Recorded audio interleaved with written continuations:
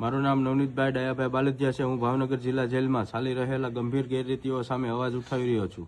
Bagdana police સ્ટેશનમાં ગંભીર ગુનામાં મુખ્ય આરોપી જયરાજ માયાભાઈ ભમ્મર સહિતના ઘણા આરોપીઓ જેલમાં હોવા છતાં